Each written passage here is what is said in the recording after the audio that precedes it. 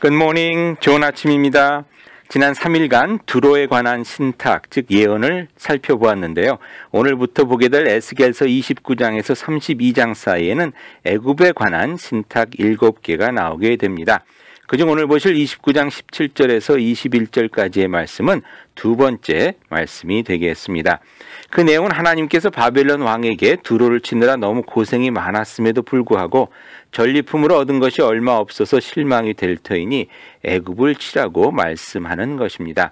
하나님께서 애굽을 바벨론 왕의 손에 붙일 터인데 그곳에서 많은 전리품을 얻어 두로를 치느라 수고한 대가를 얻어가라는 것이죠.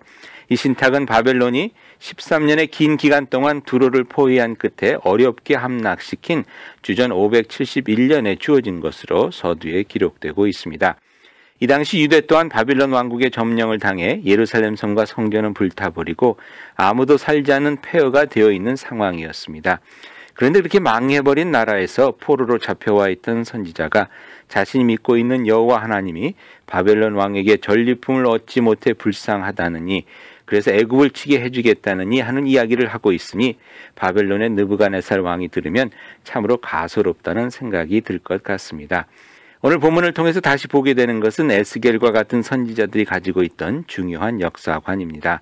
즉 모든 것이 하나님의 주관 아래 이루어진다는 것이죠.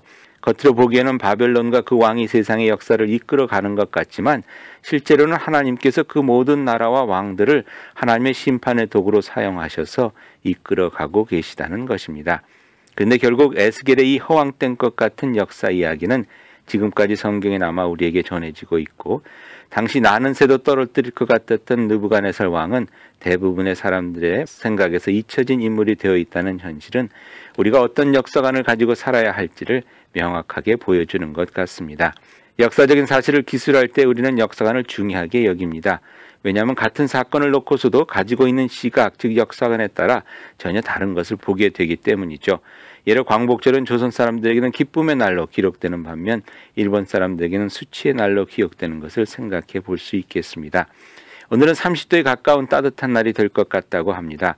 보통 때는 춥다고 여겨질 30도가 따뜻하게 생각되는 것은 지난 몇 주간 너무나 추운 날이 계속되어서이겠죠. 아마 플로리다 사람들에게는 30도가 엄청 추울 것입니다.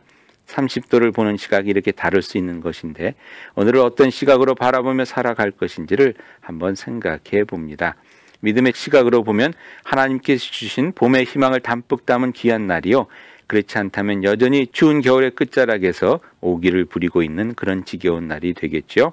오늘 이 아침 믿음의 역사관으로 이 하루를 바라보며 힘차게 나아가실 수 있기를 축원드립니다.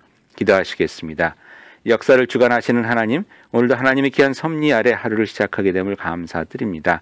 저희 삶을 선한 길로 인도하시는 주님, 주님으로 인해 따뜻하며 주님으로 인해 신이 나고 주님으로 인해 힘이 솟구치는 복된 하루가 되기를 예수님의 이름으로 기도하옵나이다. 아멘. 오늘도 주님과 함께 동행하는 복된 하루가 되시기를 바랍니다.